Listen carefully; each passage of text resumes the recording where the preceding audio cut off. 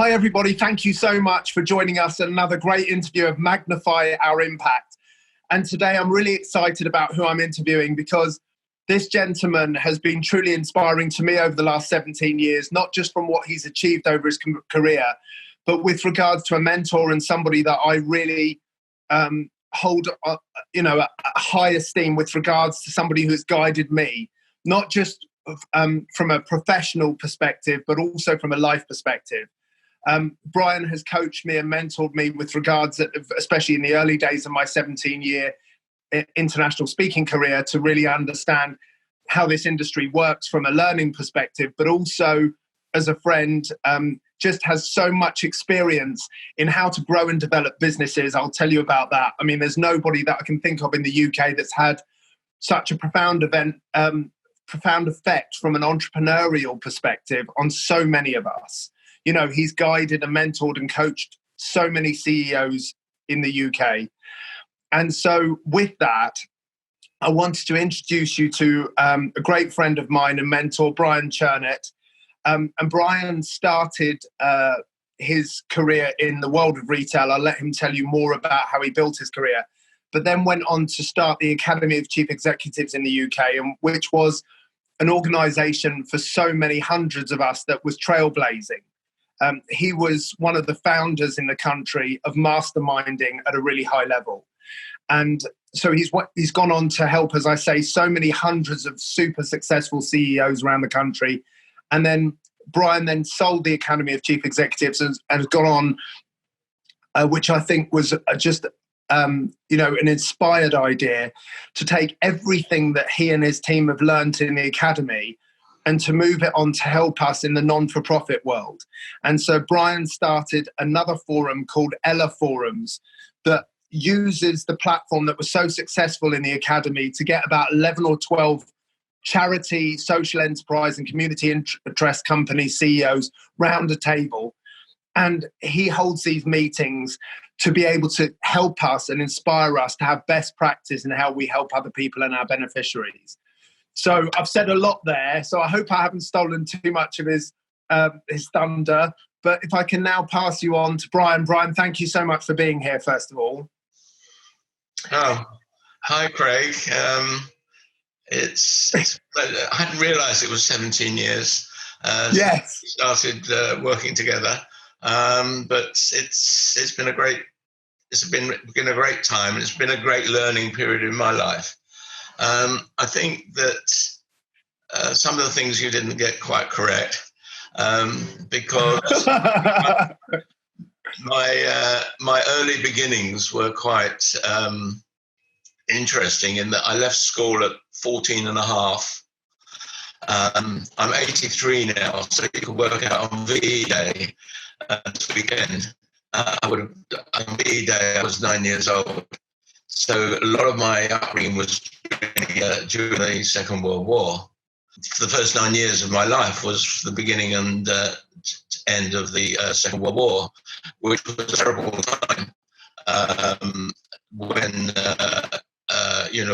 my father was away in Canada on Sunderland flying boats for 2 years away from my mother. So my mother was on her own. During that time, our house was bombed.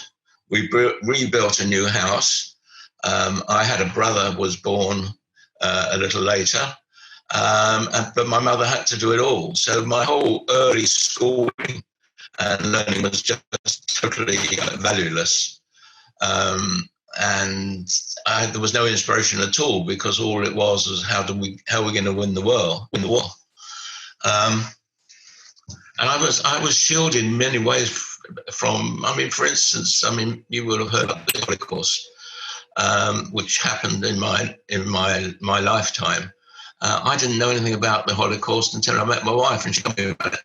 We were about 22 when I was 22. So the war, and then my parents moved to Margate, Cliftonville, started a hotel down there. And my early years of schooling were down in Margate.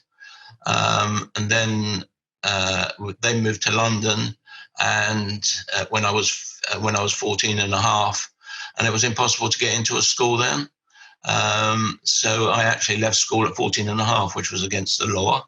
And I remember trailing around to some of my family's friends, and I got a job in an accountant's office as a sort of bookkeeper at 15. I lived with my grandmother because my parents then moved back to Margate for another hotel. Lived with my grandmother, and I was paid 21 shillings a week working for him. And the only way I could afford the fares was by doing his garden in the evenings, and I hated gardening. So, there were really bad times. And at the age of 17 and a half, I made the decision that I would, at 18, I would have been called up officially to go in. But if I went in at 17 and a half, I could go into the sort of regiment or the Air Force, which is what I wanted to do. So that's what I did. I went away on my own to Chatham and signed up. I think when I look back, that was a really big thing to do. And joined the Air Force. And it was only in the Air Force when I started to pass little exams that they gave then with the trade. My role was clerk EPAS, Equipment Provision and Accounting Section in the Air Force. And I rose to the great rank of corporal. Everything that you've achieved in your life to date, and I obviously want to get to Ella as well, but when you look at the formation of the academy and that very first group, looking back, what do you think to reference the past, what do you think are the three things that have made you successful in your coaching, in growing groups, in growing a network? Because there's many people that are listening to this that are looking to grow teams. What do you feel are the keys to making you successful in your career to grow these networks and these communities? I think the learning that I got at John Lewis Partnership is important, and that was caring for the people, trusting your people, caring for them, and believing in them, which is how they worked. And the whole thing about encouraging them to be positive, making sure that everything you did was positive from my point of view. I think they were the two biggest things: trusting your people and always being positive, always looking. I think the other one, I say, also being creative, always looking how you can create something from where they were then to where they were in the future. Having goals, having visions, and really working towards that constantly. And when you look at how you've grown and developed the vision of the Academy of Chief Executives and the vision that now stands as Ella, when did you start realizing that you had macro visions for not just the people around you, but the whole country, with regards to how to grow the right culture and then your work internationally? So did you realize that you had that ability to have a vision for things early on, or did that just come throughout your career? When did you realize you were good at painting a goal and a vision for people? I suppose it came from the coaching, because when I was coaching people, I mean, as I said at the beginning, I was coaching 23 people every month for 2 hours. And I realized that they wanted me to come. They always was looking forward to seeing me, and they wanted to, and they paid a lot of money in those days. I think it was those days it was £12,000 a year they were paying. And I think when I left, it was around 15,000. So I realized then that I could actually help them achieve their needs. In those days, I don't think I had a particular vision for my business. I just had the vision for myself of that I suddenly had self-esteem. And this whole thing about self-esteem, I think, was missing in my younger days, and this is what I now began to have. What is self-esteem? What is self-esteem? In believing in myself, believing that I am good, believing that, I don't know, probably loving myself too. And I think I went through a period where I felt that I was a dunce. I couldn't pass exams. I didn't have a degree, and I've always had that on my shoulder, not having a degree. So having self-esteem meant that I believed in myself, and therefore could take on anything. And so in the academy in Ella, Brian, I don't know how many CEOs you've coached and invited into your groups, but do you have an idea how many CEOs you've worked with in the country? I don't know. We got to so after Vistage, then after the story I told you, I got all three of the groups that I was running said that they would join the academy, and I started the academy with this guy's permission.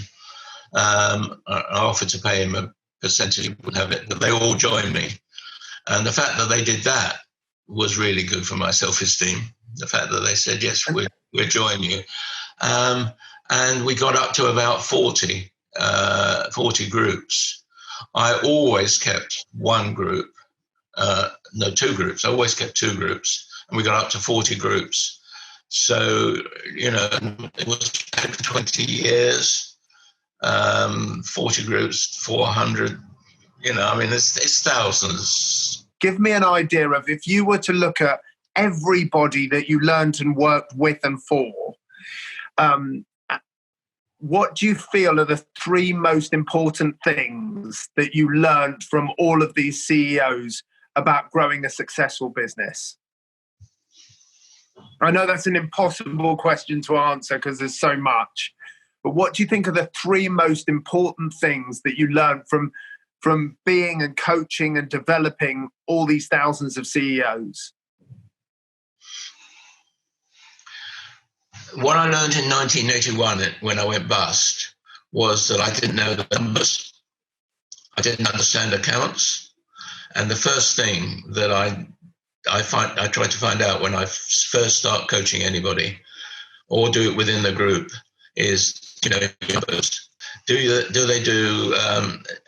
are you doing your reconciliation of your accounts with the bank all the time? The other one was, I think what I mentioned what I said before really is really get them to love themselves like I was loving myself. Make sure that they've got self-esteem. By one of the hardest things I think as a chief exec, you don't have anybody you can talk to. So once you've got a coach, the job of the coach is to praise you.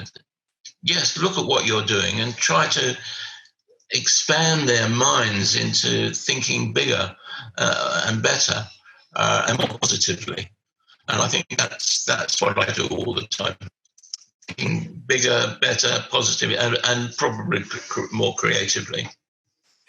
So, you mentioned there in all the leaders that you've worked with is to really know and understand their business, know the numbers, to be able to really understand what's going on within the business, for them to have self-esteem, for them to really love themselves and really know that they're good enough, that they can do it. And so my next question is about culture, really, Brian, because many people who are listening to this are running charities, social enterprises, community interest companies, but also are looking to give back in a way and contribute from a commercial perspective. And many of these people either inherited a team or grew a team themselves and are looking, especially with these days, with so much going on in the world, to create a real winning culture and be proactive. So tell us more about, what do you think creates a winning team? When you've seen businesses create a fantastic culture, because I know you've seen teams that have a terrible culture right up to teams that have a wonderful culture. What's your advice for a leader who's taken on a team where the culture's not quite right? How can they create a better culture? I think that they need to build a team and get that team to actually set the culture with guidance. so that it becomes their culture. They have ownership of the culture. And because it's the team that counts, not the individual, not the chief executive himself. It's the culture that it creates, and to always do that with love, with honesty, with transparency, and always get them involved in and checking out that the culture is working. That's, when we get on a little bit about where we are now in the world, this gets more important because you've got to start thinking, well, I might have to change my culture. And that's very difficult. Brian, I know after you sold the academy, you then, as I said in the introduction, you had an opportunity, or you saw an opportunity to be able to do the same work with non-for-profit CEOs, which I think was a masterstroke because, much as there's always leadership and self-esteem very much needed in the commercial world, in the charity world, at least from my perspective, there's so much amazing work going on in the world, and the need for leadership is just as important, if not more important, because the landscape is so challenging. When you're dealing with, some very volatile environments, both in the UK and especially with children and worldwide, you need even more leadership. If you've got a stable environment in the City of London, you're running a good commercial brand and a good commercial product, it's easier to lead. But when you're dealing with some of the challenges that we deal with as human beings, then you need even more leadership. So I think Ella was a wonderful platform. So tell us more about the foundation of Ella and what it stands for and where it is today. Yeah, I think what might be interesting to people that are listening to this to know is, well, why did I was making a lot of money, more money than I ever made before, running the Academy for Chief Executives. Why did I sell it? And I sold it because I was running the company. I was enjoying the coaching, I enjoyed running the groups, but I didn't enjoy running the company. And I recognized that within myself. And I sold it for a reasonable price. Then resold again for about 5 times more. But money it's never been relevant to me particularly, as long as I had enough. So money's never been a driver, which is perhaps worth understanding. So when I sold it, it was a question of now what I'm going to do. And of course, I walked straight back in the same trap. I started Ella, which incidentally stands for Experiential Leadership Learning Academy.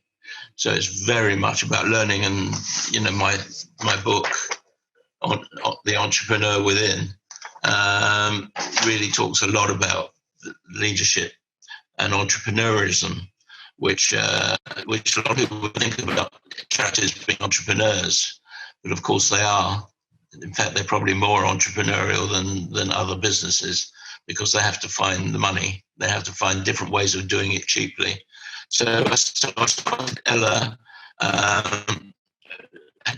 raised about 140,000 under the SEIS scheme. And we started something called the Ella Foundation, which was a charity, and then moved over to a social enterprise where we raised £140,000 and lost it probably within the first year because the fees that I was getting from the Academy for Chief Executive was £15,000 a year per person. I couldn't get it. And I started by trying to get £2,000 a year from charities and couldn't get that. So we lost a lot of money in the first year or two. Then started Ella Forums, brought the price down to £1,500, and it was still difficult to get that money because the charities just could not afford it. Mainly the trustees. I mean, we can talk about the massive difficulties that there is in the charities world in terms of structures, in terms of trustees. And I have a big bone in my, a big problem within the charity world is that the trustees are always going to be negative by definition. And that does a lot of harm. It's much harder to be the chief executive of a charity even a small charity, than it is of a for-profit business. I have no doubt about that at all. Nobody would ever change my mind on it. Much, much harder. There's pressure on the chief executive of a charity is just enormous, far, far greater than that of an ordinary business where you actually make the decisions. Here you've got a set of trustees that are over you, and they're by definition going to be negative. And in lots of ways they do that, which is not very helpful. But the charity world is so important, and it's now going to be more important than it's ever been. And so, Brian, you mentioned the challenges, of course. You've just touched on it, and I know there's a huge amount of depth and knowledge below this. You've touched on the difficulties that so many people face as running a charity. But when you zoom out from there and you look at the wider world, what do you think are the biggest challenges that we have in the world today, and how do you feel that we can most overcome those biggest challenges, or indeed manage them? What's the biggest challenge that we face? Well, the biggest challenge we face that around the whole of the world is that everything's changing. And, the new norm, there's going to be a new norm. And that new norm will be an evolution. And where the world goes is anybody's guess. But you can make certain assumptions, and there's certain things that you can do. And my interest is, while I've been locked up for the last 7 weeks, my real interest is being, well, what's going to be the new norm for the charity world? We're going to suffer more. They're going to suffer because there's going to be massive unemployment, and they're all going to want food banks, and they're going to want unemployment benefits, and there could be a lot of civil unrest. And that's when charities get more involved, and that's where the charities really help. But you don't see the government wanting to give money to charities. Now, the other thing is that there is a huge waste of money in charities. I'm not sure that many people really understand this bit, and I think this is really important. At the moment, there's 160,000 charities. I don't know if you know that. There's 160,000 registered charities. If you add to it the social enterprises, the SEISs and stuff, you're probably getting on to 200,000.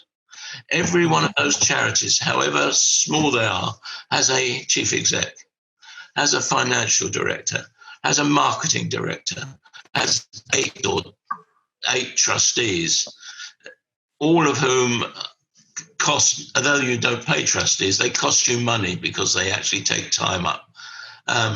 There's 800 charities just involved with cancer. 800. Some of them are just very, very tiny charities, got a tiny turnover, doing good. But really, my view is that is a huge waste of money, because you could have 10 charities under one managing director rather than 10 managing directors. Because there's many people listening to this that are running charities, of course, and running social enterprises and community interest companies. So if there's somebody sitting here saying, I'm one of those people that Brian's just talked about, I'm trying to help get people off the streets, I'm trying to help people who are unemployed, I'm trying to help get more food to people, what's your advice? Is your advice to look, I know that everybody's an individual and every organization's an individual, but overall, what do you feel is your advice for people to weather this storm? What do they need to start thinking about to be able to come out of this, first of all, to survive, and to survive well after this coronavirus pandemic? I think they would have to build a network and be able to talk to people, and then to find other businesses that are similar to theirs, phone up the chief executives and say, look, is there any way we can get together? And we'll make major savings, and we've only got to raise one lot of money, and try and get 4 or 5 together, maybe 10 together, to make a consortium, and actually be happy with a different role, that because there'd only be one managing director, so all of them are managing directors. But they can run a section, or they should do what they're best at doing. That's what I would reckon. Brian, you mentioned there about afford, and you've mentioned money throughout the interview in different ways. And you've heard this discussion hundreds of times. You know, what many people want to hear from this interview is how to fundraise more, and, you know, how to really create that commercial focus within a charity environment, because so many people know how to sell something in the commercial world, but find it harder to fundraise, or different to fundraise. So can you give us some advice as to how somebody would go from raising £100,000 a year to £1 million a year? How do they do that? What are the three most important things that they need to think about? Well, it's one of the hardest questions you could have asked me, because I find it very difficult for raising money for ourselves. I suppose the first thing is not to be frightened about asking for money. Yes. You know, I know so many people don't do it, and I don't do it. I'm not very good at it. I think it's to look to the private sector. I think one of the things that was hugely growing now, was growing before this all started, was the private sector was saying, yes, we want to support charities. And most of the bigger companies were supporting charities in a bigger way. So yes. I think that's another place that will continue, I think. And so it's getting money from some of the larger companies to support you, to support what you're doing. And there's organizations like the Directive for Social, DSC they're called, that have got a whole database of people that will fund. And you've just got to find somebody that's prepared to ask and go through the rigmarole of applying.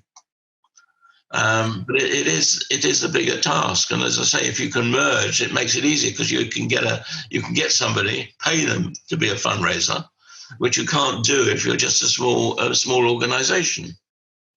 And what's your belief around paying people, you know, commercially to work within charities? In other words, if you are a charity that's sitting there now, and I know this is many CEOs that are having these conversations, is, you know, if you can raise £5 million a year and you want to get to £20 million a year, should you be paying people who are in the commercial world, who are on £100,000 a year, to come and raise you a lot more money because they have those skills?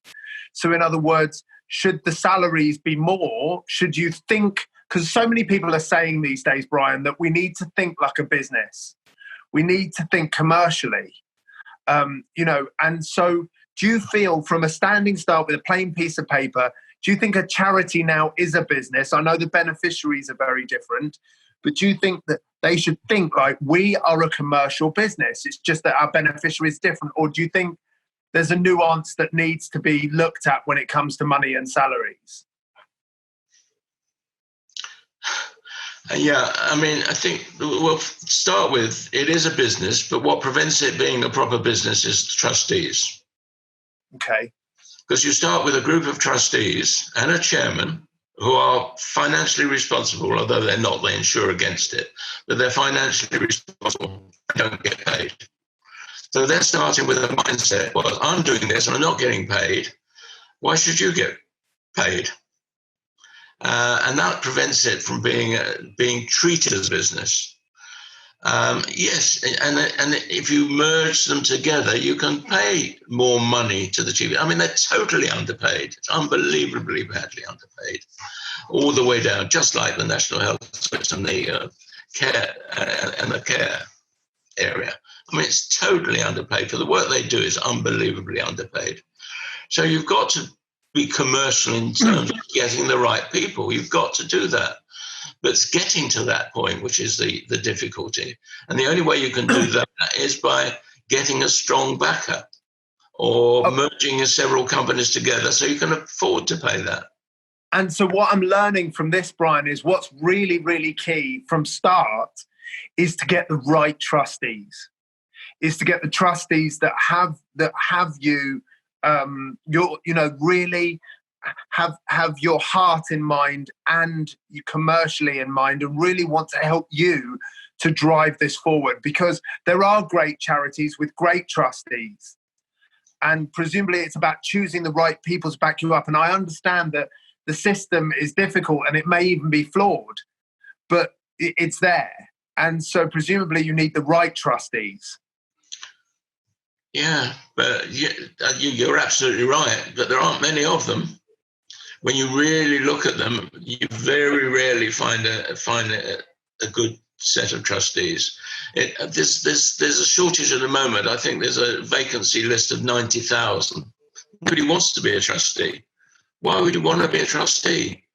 So many people just don't want to go through that hassle. They rather be the part of the charity and do things rather than actually be sitting there.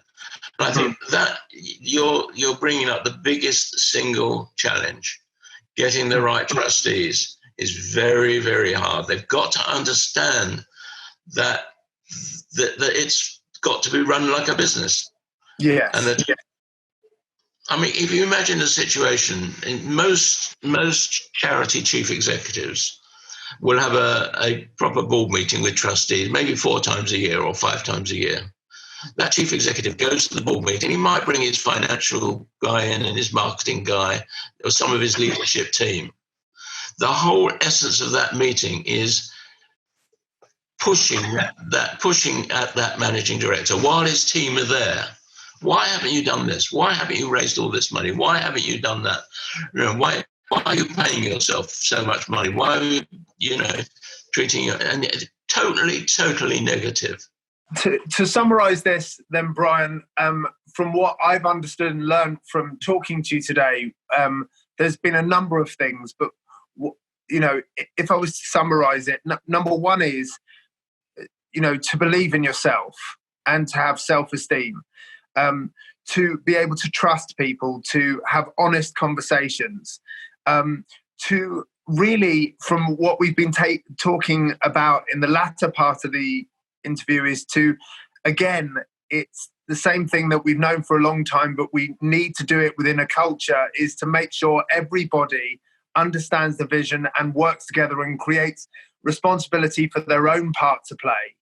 And then what was very interesting to me more specifically is to, if you are a charity who's struggling right now, is to look around and talk to other CEOs in depth about merging the organizations together and forming a more powerful conglomerate together, where you can look at these causes and hit them head on with more resources, and to create the right culture for change. And then finally, to be able to get the right people within your organization, which I know is always the biggest challenge. But also, there are opportunities within the structure that we have today. It might need to change, but within the structure that we have, to be able to have the right trustees, to do our best to create that culture where people are positive and can move forward. And I know there are some organizations that are making that happen, but I completely understand that may be a flaw within the system, but we need to look to create that winning culture and think commercially, but support the beneficiaries that need the most help right now. Is that a fair summary? Yeah, I would just add to that the best trustees would come from a business. Yes. Not because they've done it. They've done it. Yeah. And you're not talking about a lot of time. No.